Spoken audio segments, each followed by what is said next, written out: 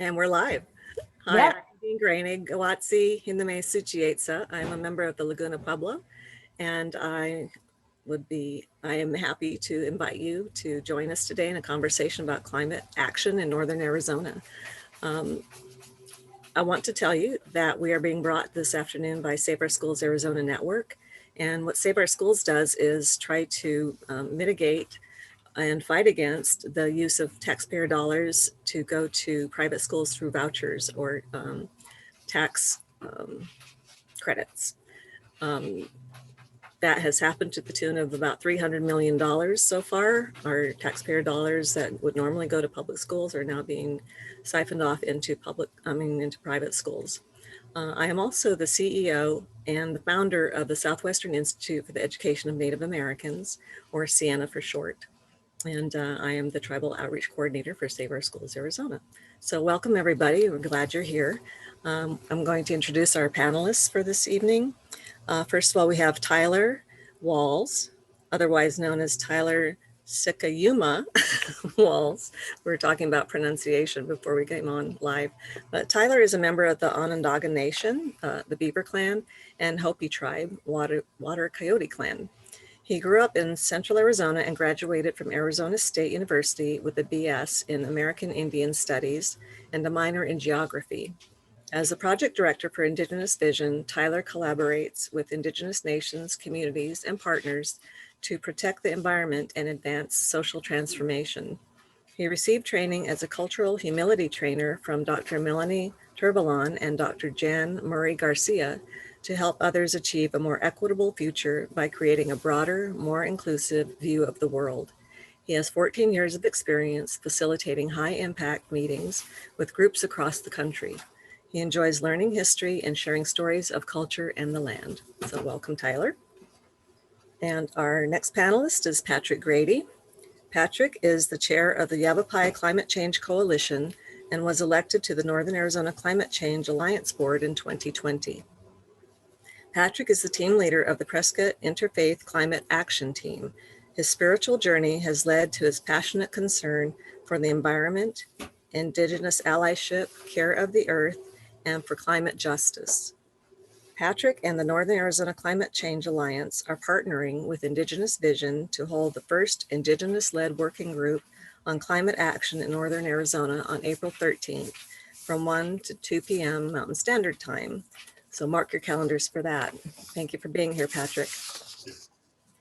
And last but certainly not least, I saved the best for last because she's the youth representative for Indigenous Vision, Faye Poley.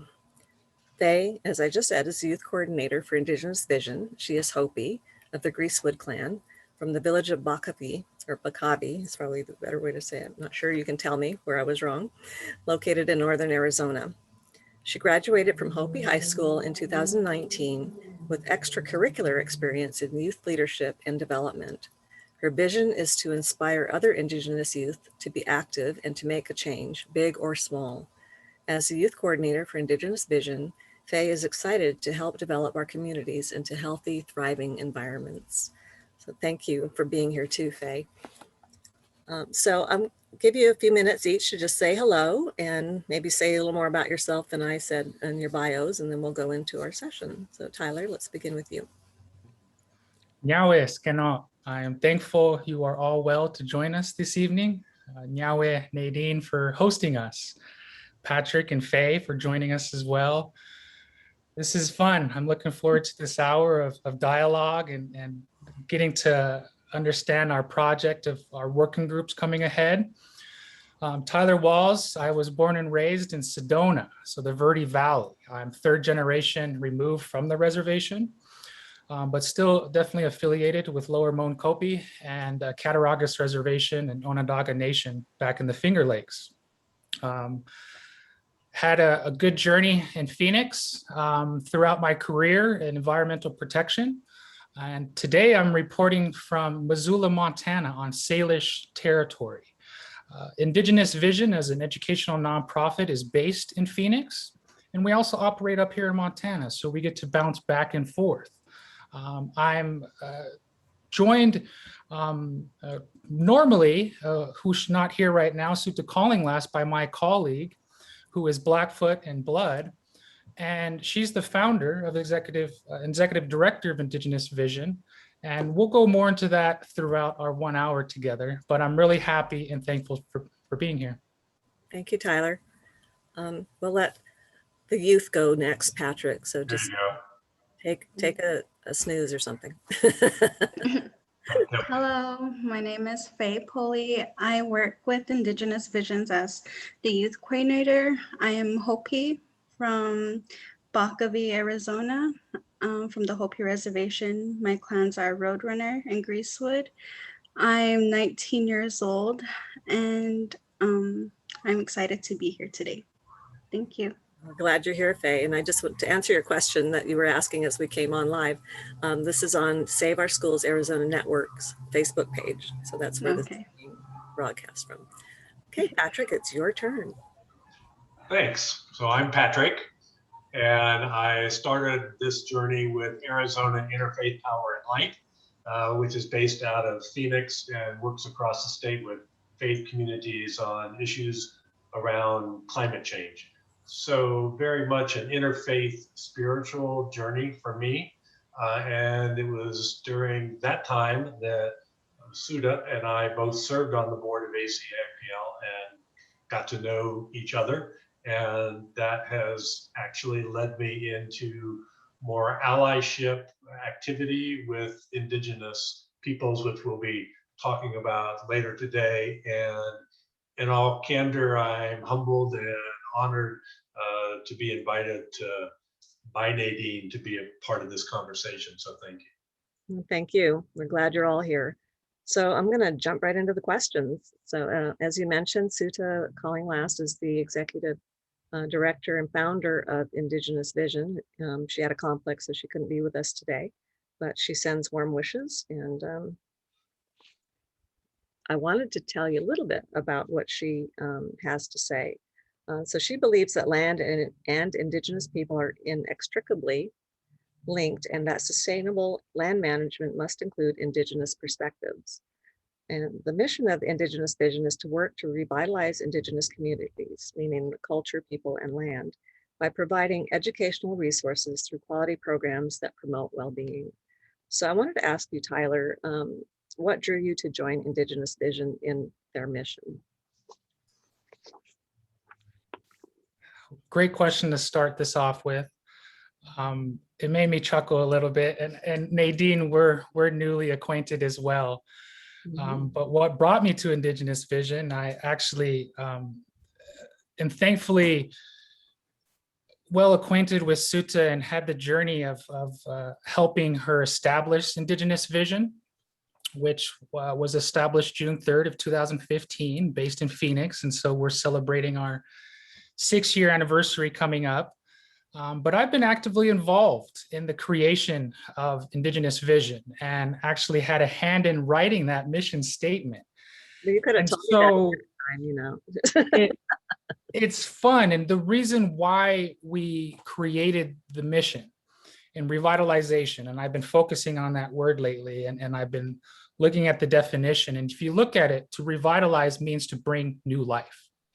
So simply we're restoring new life, bringing back healthy habits, healthy ways, focusing on Indigenous values, traditional ecological knowledge, and our educational programming to ultimately revitalize Indigenous communities. And when we look at communities, we included culture, people, and land. And I was mentored by one of my professors at Arizona State University, Mr. Simon Ortiz, who is a well-known Pueblo activist, writer, I believe from your Pueblo, Laguna.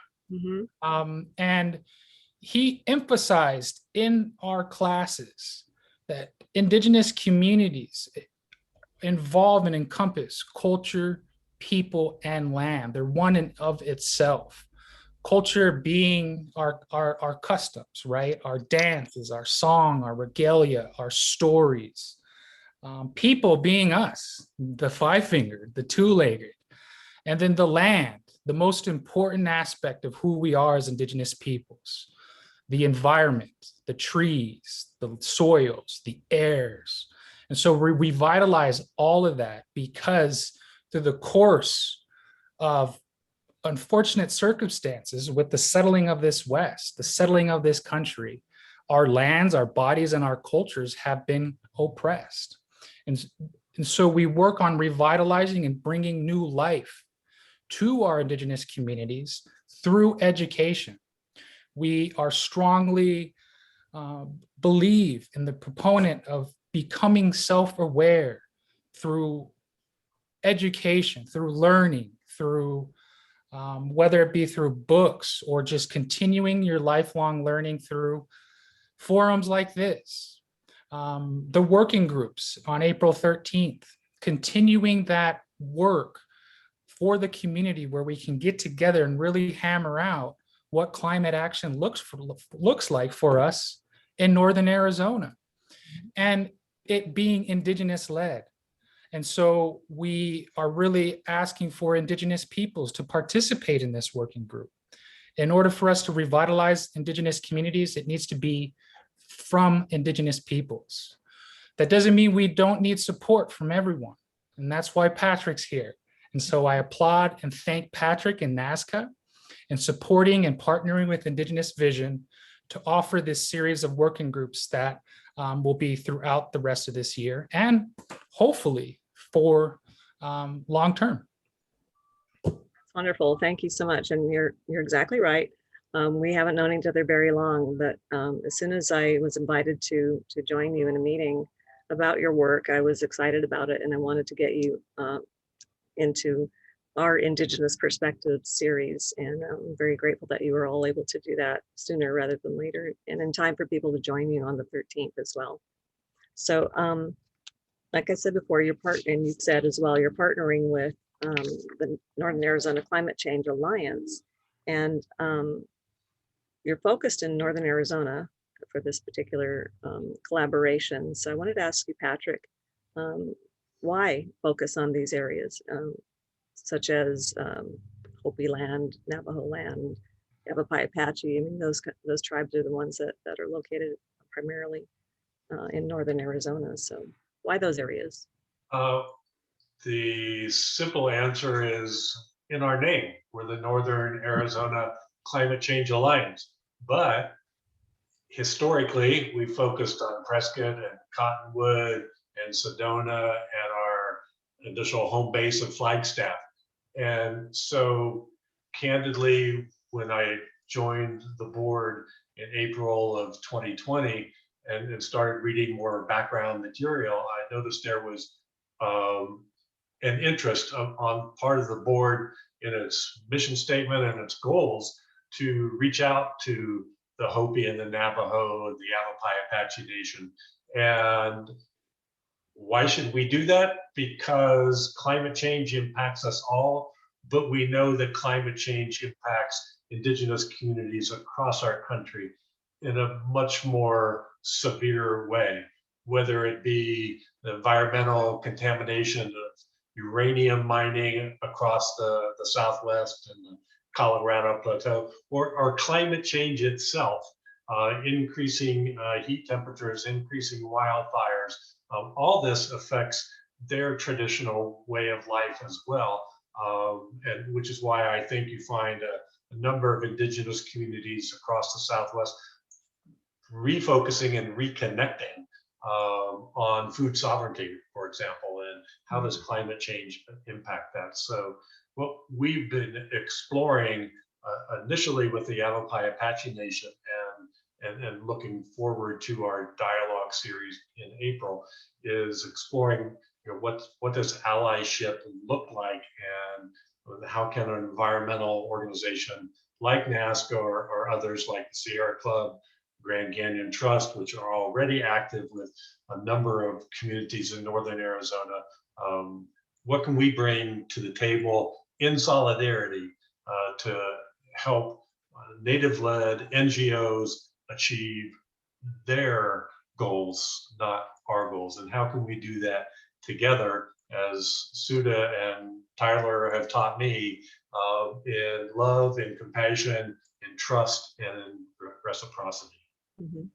Yeah, that's what it really is about, is going back to traditional ways and ways that Indigenous people operated in this world before European contact, before industrial revolution, and all of those things that have just kind of led us to where we are now.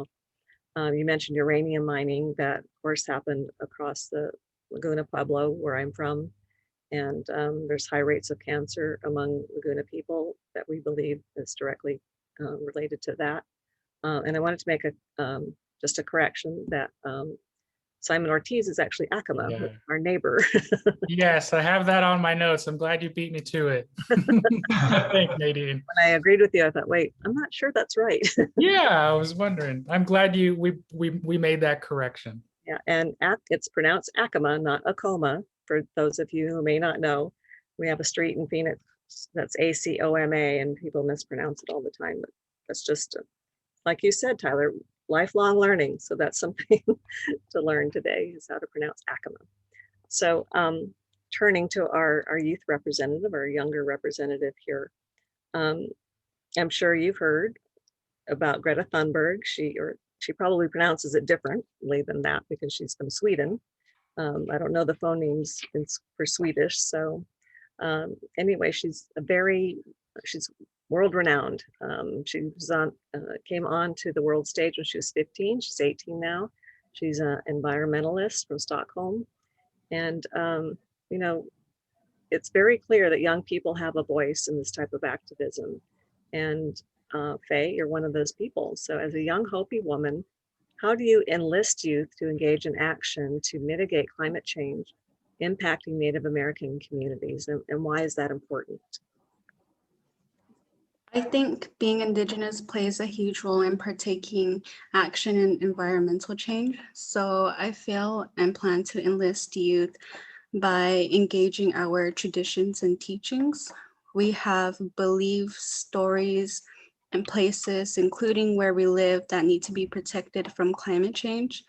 For example, we Hopi dry farm and rely on the rain for our crops. We don't use no irrigation, so we depend on the healthy, clean rain for our plants that we eat. And also we depend on our natural water supply for the water that we drink and use.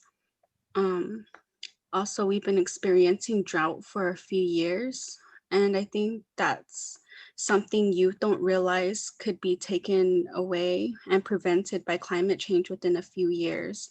So I think that itself is really important.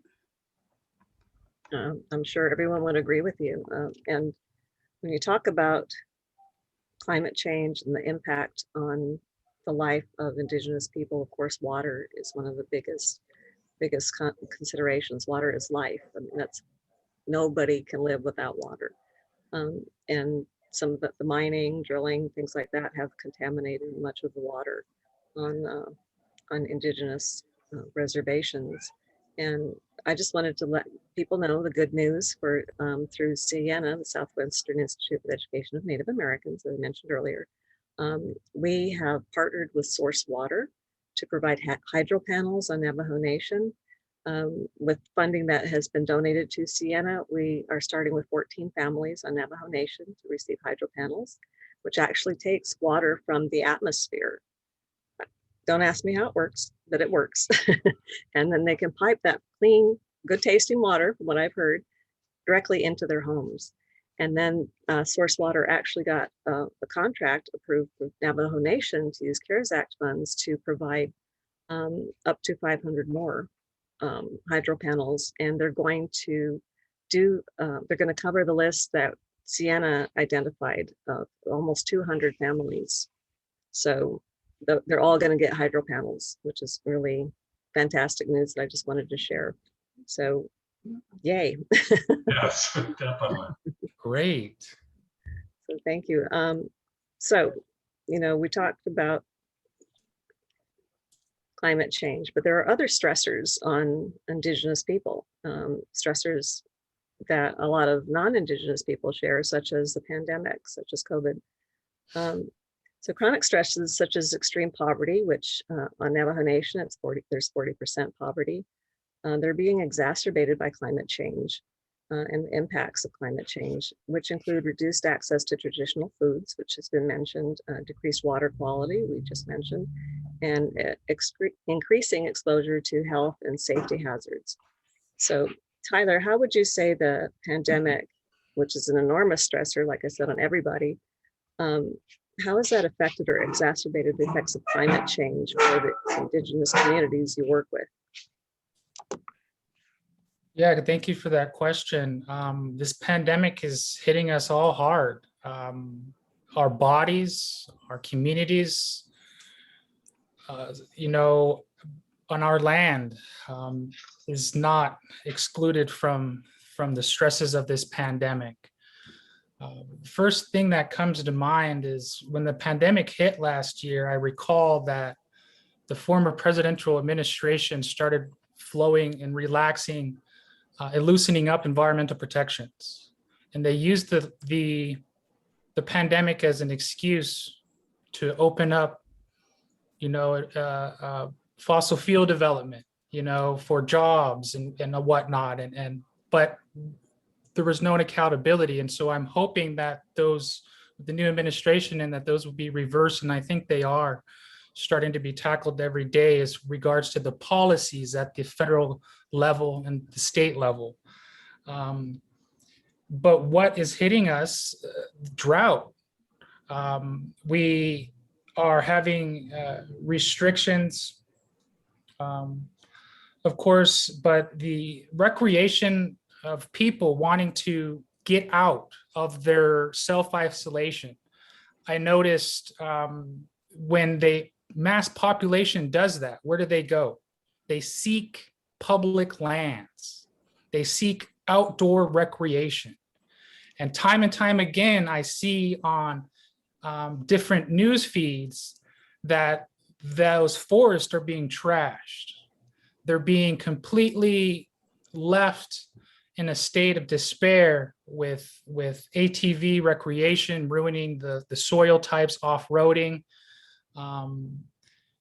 just the sheer trash that's left behind from recreation. And so we have to think about that. And yes, we enjoy our public lands, but let us remember that those public lands are indigenous lands. Those are Indian lands, often with traditional stories attached to those places.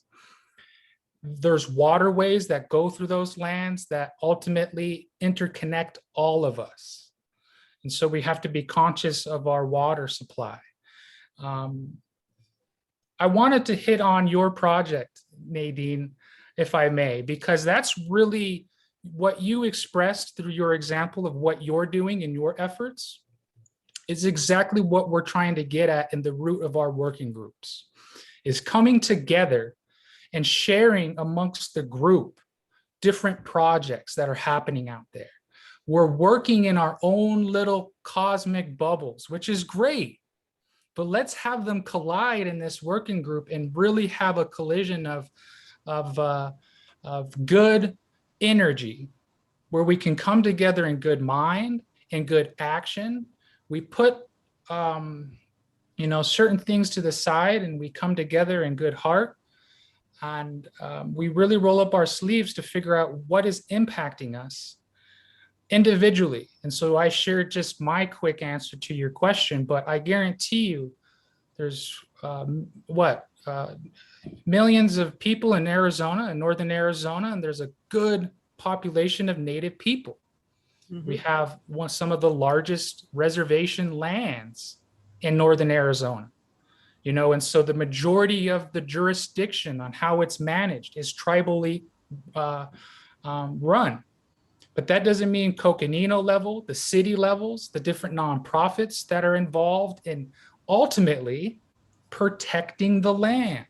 And so we're coming together in our working group on April 13th with our first one, and it's from 1 to 3. Nadine, I think you said 1 to 2. But it's from 1 to 3 p.m. Mountain Standard Time on April 13th. Right. And we gave ourselves 2 hours. If we gave ourselves an hour, we wouldn't have been able to accomplish much other than a nice to meet you. Yeah, but we wanted to put an extra hour, the 2 hours, to get some meat on this agenda where we can actually dive into some of the tough issues that are really preventing us from protecting the environment. And let's get at it on April 13th and find out what those are. I'll stop there. Thank you. Thank you, and I appreciate your acknowledgement of Sienna's efforts on the hydro panels. We're also working to get internet connectivity to people on Navajo Nation who don't have it currently. And that's primarily because, or came about because of distance learning because of COVID. And my knowledge that so many of our homes on Navajo Nation don't have internet connectivity. So how are the kids going to do distance learning if they don't have that connection and they don't have computers? They may have hotspots they could drive to, but it could take a long time to get to the hotspot. And from what I heard, the hotspots don't always work either. So we're doing that, and we're getting people interested in we're going to have a big fundraising effort soon. So look for that, and people can donate at all levels. If you can't afford this, we'll give you something that you can afford, whatever it might be. So thank you for that. And you mentioned, the forests and other public lands and tourism and recreation. And when you were talking about like ATVs, I was thinking about the pollution that they emit and the effect that that has on the trees. And the trees are filter basically.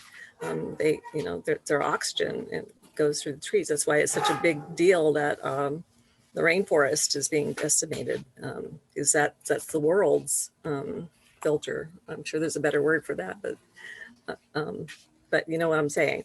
So, and a lot lungs, there are lungs. Our lungs, thank you.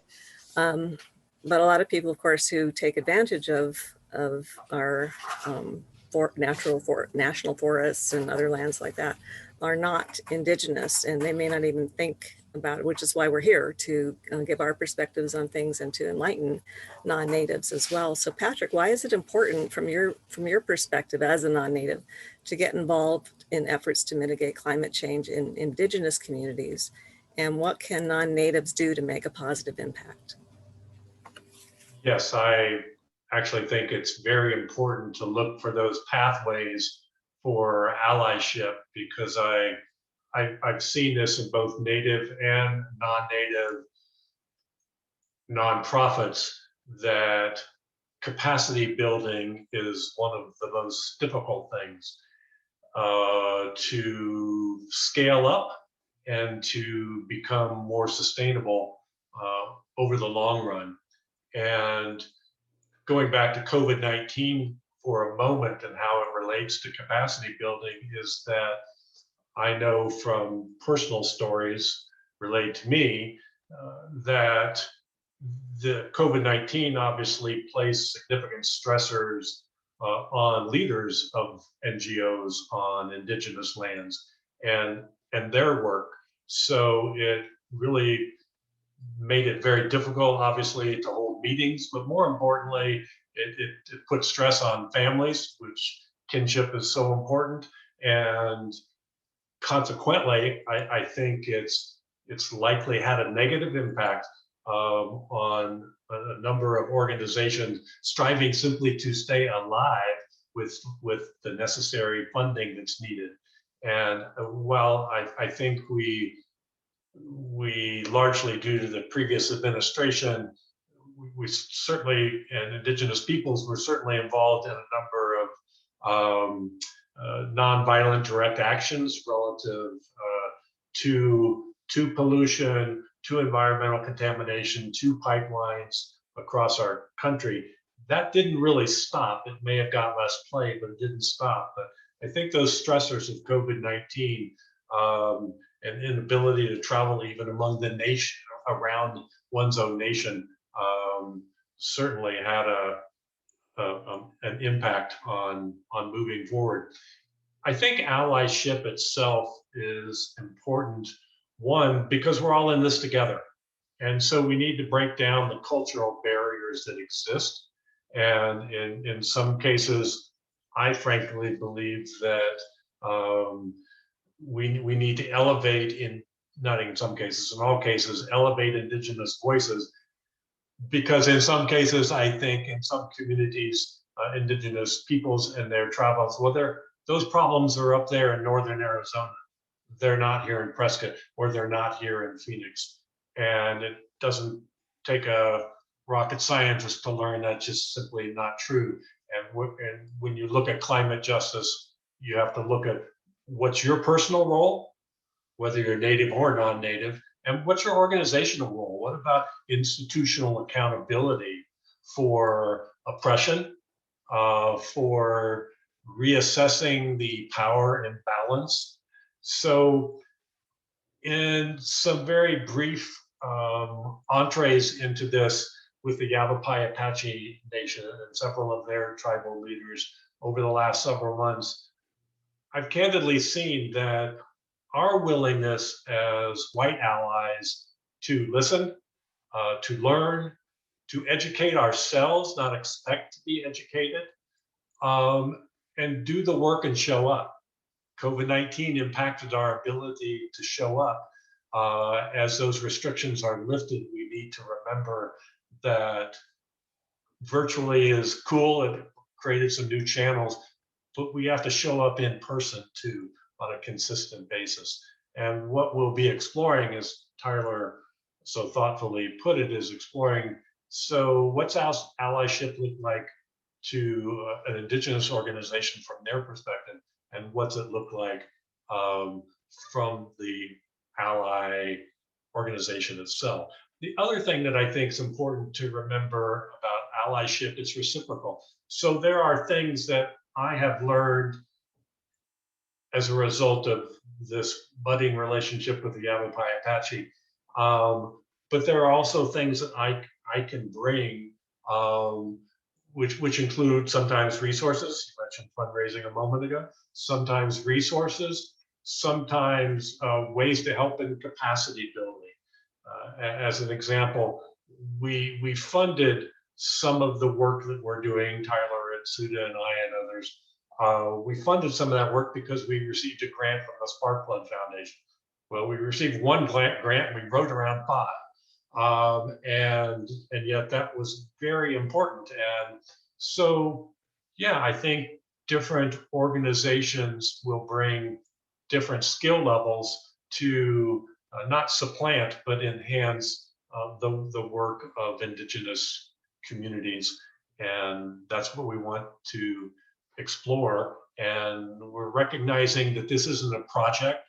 It's really a journey into a more sustainable relationship with Indigenous communities.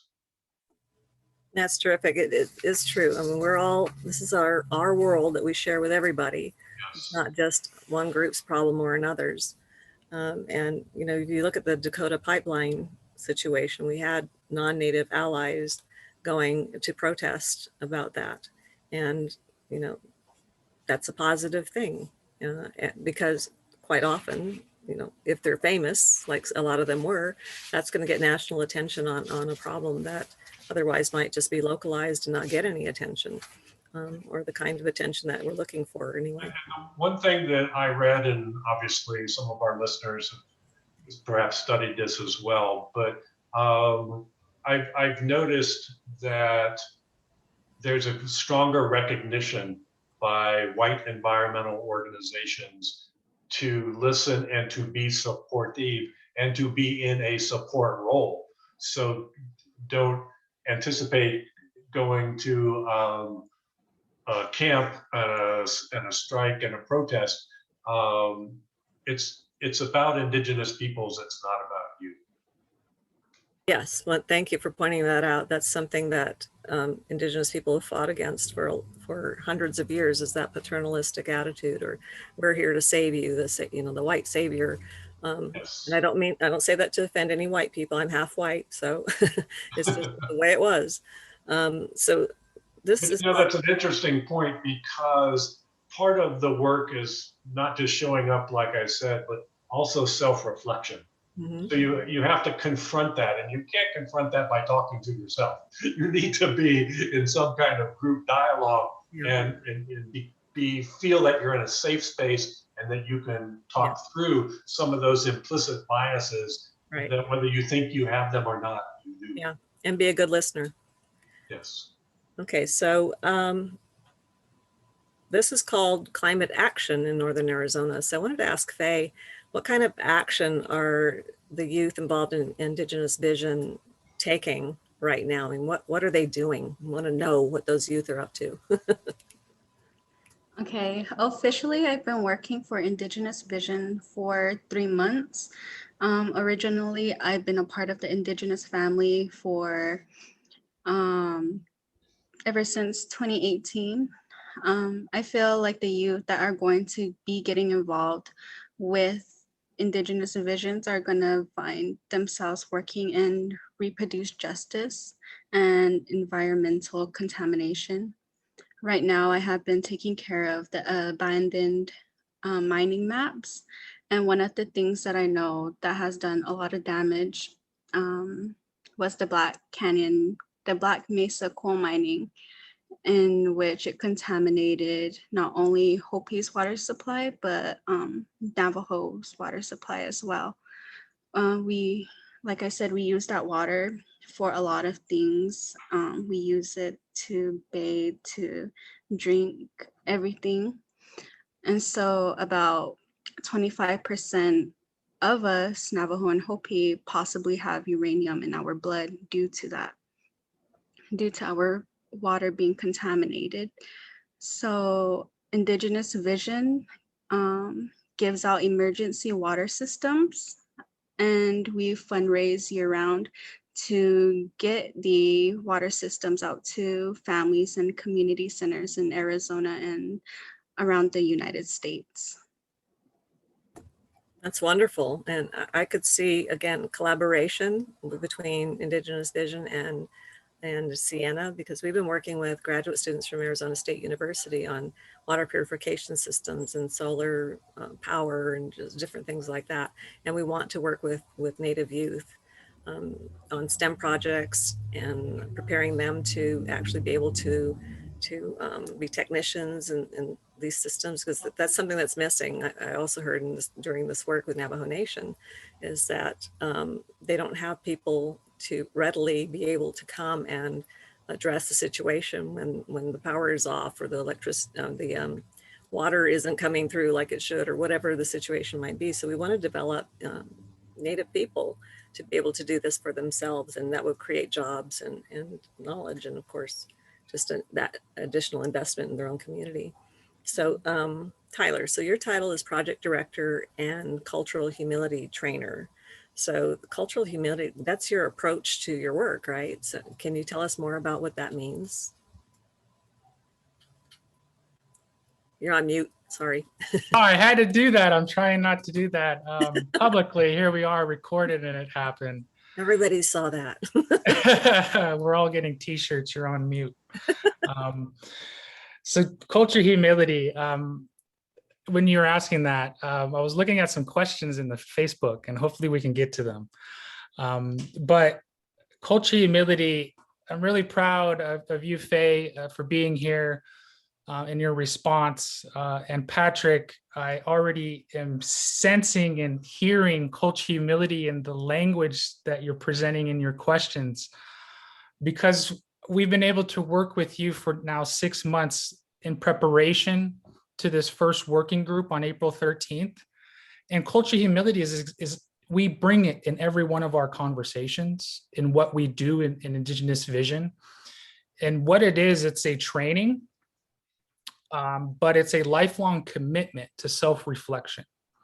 That's the very first principle that we practice in culture humility. We were trained as culture humility trainers from the folks, the two ladies that developed it over the course of their careers, Dr. Melanie Turvalon and Dr. Jan Marie Garcia out of the Oakland area, both pediatricians by trade. And they developed this curriculum for us to engage people in dialogue on some really tough topics that may otherwise be challenging to really get anything done. And we're talking about race relations. We're talking about oppressed people. We're talking about power imbalances, what that looks like, Why are indigenous lands disproportionately affected from pollution and natural resource development? You know, why are these things happening? Why are our bodies, as Faye said, 25% of us impacted with cancer rates on Navajo and Hopi reservations? Why is it these situations exist? You know, and so we look at environmental racism in these classes. We look at the root systemic issues of the inequalities and the injustices that we are living under right now. These are hard things to talk about, and often things that will cause contentious debate and conflict. And so this curriculum, Culture Humility, allows us to practice it in a way where we can effectively engage in dialogue with one another. The 4 principles: lifelong commitment to self-reflection. The second, redressing the power imbalances. And in this case, climate change, the power imbalances between the non-native community, the United States government, the Arizona state government, the local legislators that hold jurisdictional power in their regions, and the relationship and the power imbalances that exist with Indian reservations, Indian people. So we get a look at that and what that looks like. And then third, at the heart of what we do in Culture Humility, we develop mutually beneficial partnerships, and in a way that's non-paternalistic. And so I'm a light-skinned native. Nadine, you mentioned that you're a half native as well. Or I shouldn't say half native, you're fully native, but you identified also as being white. My father's white. My mother is native. I identify as native. I'm light skinned. I recognize that. And I held certain power and privilege as a white passing male in certain situations. And so I leverage that power. And just like what Patrick is referencing in our white allies, they hold power and privilege in which can be redressed to give power back to Indian people, because we have been on the short end of the stick since the development of this so-called Arizona territory, right? And so we look at the systemic history that got us to where we are. And then finally, at the 4th principle that we practice in Culture Humility is an overarching institutional accountability. So maintaining and advocating institutional accountability is really what we're after with these working groups. And so, yes, we reflect at an internal level, individually, but then as a whole, at institutional at large, whether you're a nonprofit, whether you're a government entity, you know, we are all holding ourselves and should be maintaining accountability. And we use those 3 principles that I just mentioned to hold our institutes accountable at the end. And we're going to be sprinkling that throughout our working groups. Of course, attend our full 10-hour class on the side.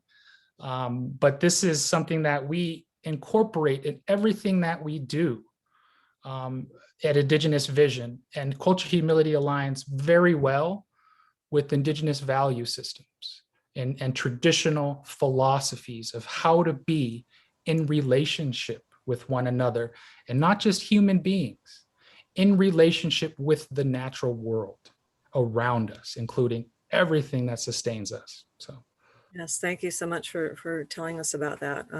And I feel it from you. I feel that humility.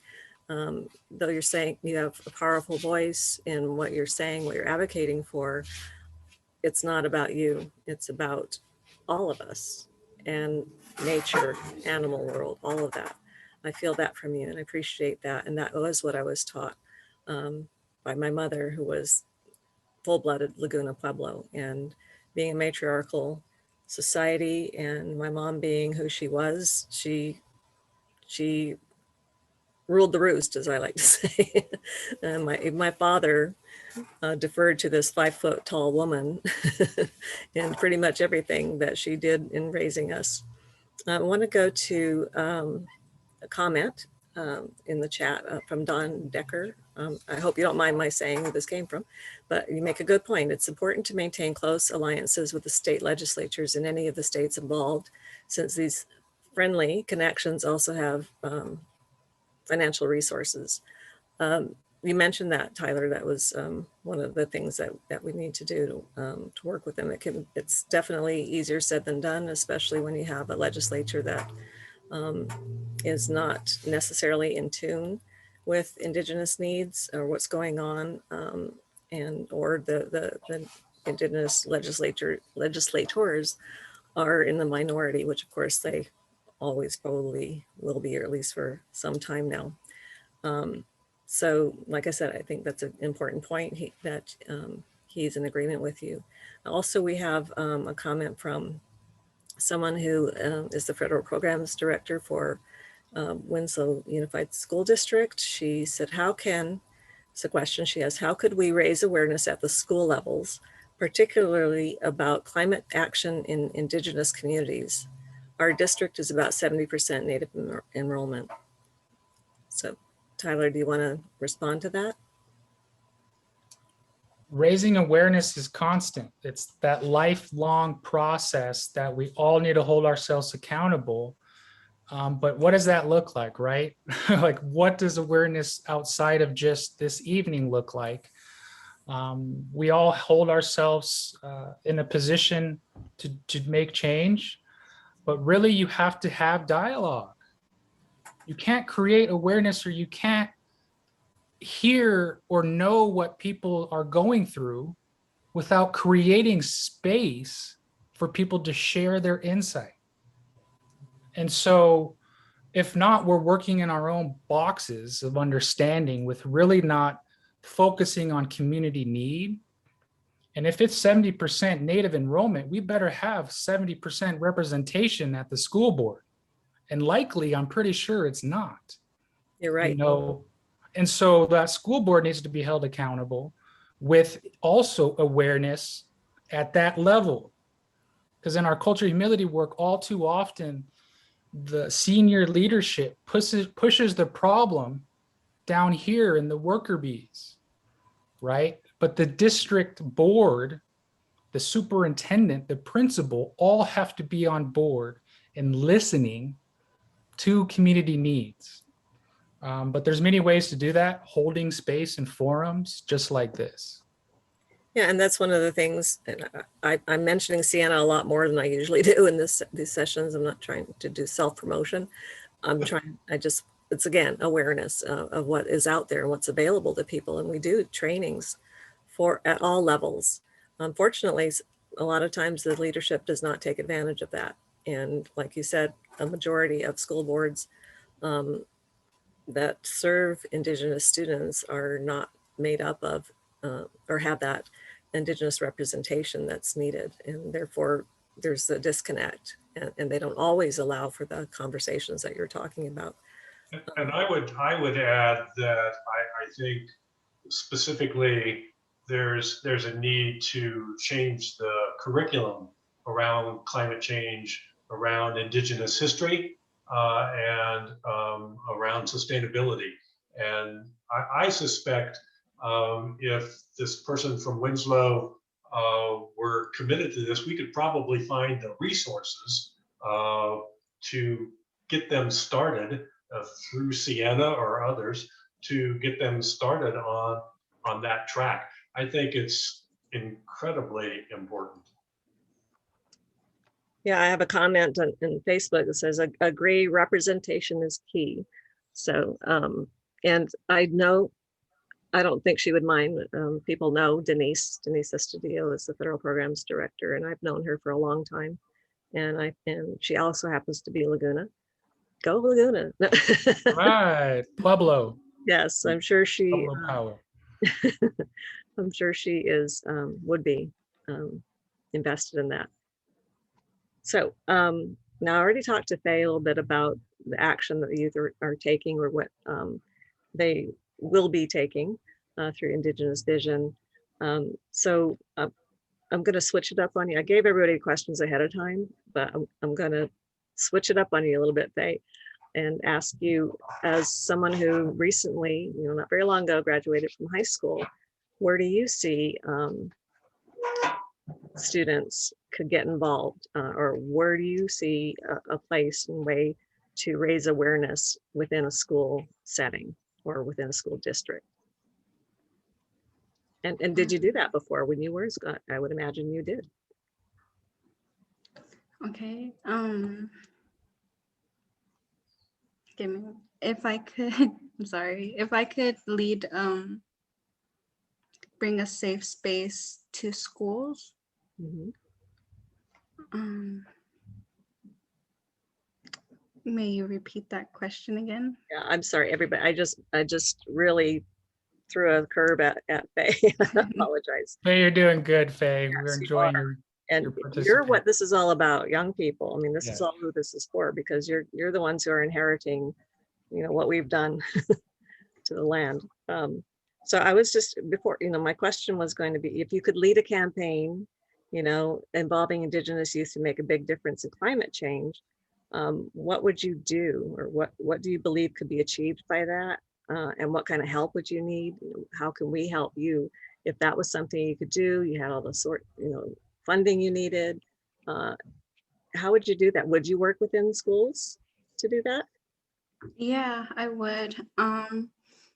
I feel like schools and also youth committees inside in different villages and different reservations could help make a change and come together to push it a little bit more further together.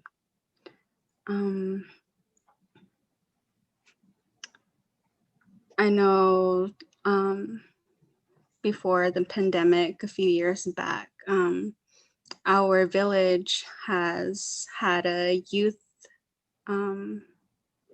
program where we would do these type of things, like where we would try to revive the springs and go try to learn our resources. But due to Peabody shutting down, we had to, the Hopi tribe lost a lot of their funding and had to cut off a lot of programs, including the youth programs that were going along the reservation. And so if we need help, I think it would be that, creating funding for a youth program, creating those safe spaces to actually have help with the youth and getting things going. That sounds wonderful, and we're here to help you with that. Sienna does youth leadership training, and that's what it's about, is youth leading these projects that that they can develop. It's about their voice as well, hearing from them, hearing from people like you. And I'm part of a coalition called Reimagining Schools, What's Possible, and we're so in tune. Our thing is to hear all voices and have all voices have input, but Native youth primarily. I'm sorry, not Native youth primarily. We don't just deal with Native or Indigenous youth, but all youth, brown, Black, and white, if they need assistance to get equitable services in their schools. And we want to hear what it is that they want and they need to achieve their goals and dreams academically and even beyond that. So thank you for that. Denise responded, yes, unfortunately, we have no natives on our board. It can be a struggle. That is absolutely true. But we are responsible for tribal consultation. Thank you for all of the statements. I will reach out to Nadine. So she mentioned tribal consultation. For those of you who don't know, school districts who receive Title I funding, which is supplemental educational funding from the federal government, are required to, it's not just Title I, but everything under the Every Student Succeeds Act, just about every entitlement requires tribal consultation between those districts and the tribes that are within the 50-mile radius of that school district. So big changes can happen through that consultation. So that's what we're hoping will happen. Yeah. And if I may piggyback on Faye, as Sabina said, great ideas, Faye, on Facebook. Thanks, Sabina, for supporting Faye, you're right on it. I'm glad you brought up the attention of funding for youth groups, youth committees. Like, we have to invest in our youth, right? Invest in their education, their awareness, their involvement in activities. And so I'm happy to say that Faye, joining us in January, is now leading our youth empowerment program at Indigenous Vision. And our youth empowerment program focuses on Native adolescent youth, primarily girls in the foster care system. But we could use more support, as it's a program that is increasing its capacity. And so support Faye and support youth empowerment by visiting our website, learning more about us, and contributing a donation to us as a 501c3 nonprofit to support youth empowerment. Faye joined us in 2018, as she said in her introduction, joined our family at IV. She was a youth participant at our summer camp that we call Life Spa.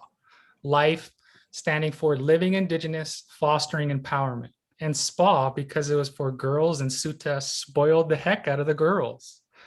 And I hope, it apparently had lasting impressions on Faye to become continued communication with us. And here we are, Faye representing us in this great capacity at youth.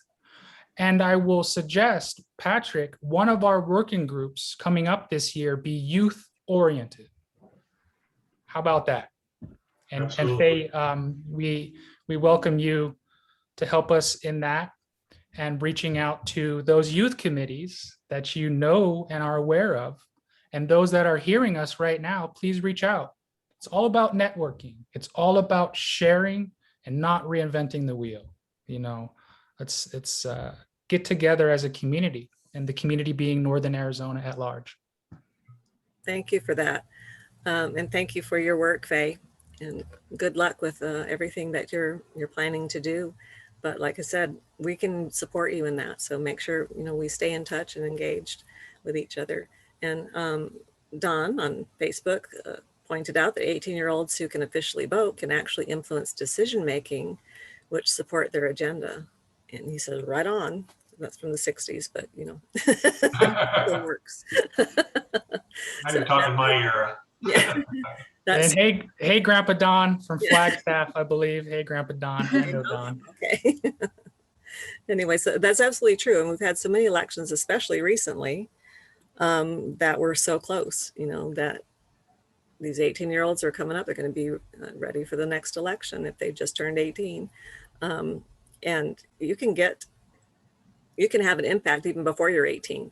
You can check, what's going on politically. You can check out candidates. You can find out what they stand for, and choose the ones that that support what you think is important, and advocate for them to, to be elected. You can be volunteers. I'm sure they accept volunteers of all ages. There's so much you can do to be civically engaged. So I would encourage all of you to do that. And, it's kind of daunting at first when you get involved, but you'll get more practice, and you'll get the hang of it, and before you know it, you'll be the Indigenous Greta Thunberg or whatever. Yeah. Yes, you will be. Hey, Nadine, I want to spot out how small Indian country is. I'm looking at Don and Denise connecting over the years. They used to work with one another at DelCon. And I guarantee you, April 13th, join us. Stories like that naturally, authentically will come up, where we get to see relations that we haven't seen in years. Mm-hmm. So strengthening old partnerships, but also sustaining new partnerships. Allies, we're standing in solidarity, ultimately for climate action in Northern Arizona. Well, and on that note, yeah, be sure to keep up with Indigenous Vision, with Arizona Climate Change Alliance, Northern Arizona Climate Change Alliance, and with Sienna and Save Our Schools Arizona. And we have maybe 30 seconds left or less. I want you to know that that Save Our Schools Arizona, we come out and we do, well, we used to come out. We can go do through Zoom. We can do trainings on the impact of the private school vouchers on public schools. especially how it impacts Indigenous youth, etc. So if you're interested in finding out more about that or becoming politically active, looking at legislation that's out there right now that's being voted on or proposed that affects Indigenous learners, etc., please let us know. So thank you again, everybody, for joining us today. The hour goes by quickly when you have important things to talk about. But I thank you, and, you know, blessings to everybody's work, and we will make a difference together. Yes. Thank you, everybody. Till Thank you. next time. Thank you. Indigenousvision.org Yes. /AZ tribal or Arizona climate action. Let me repeat that. Indigenousvision.org /AZ climate action. Thank To you. sign up for April 13th.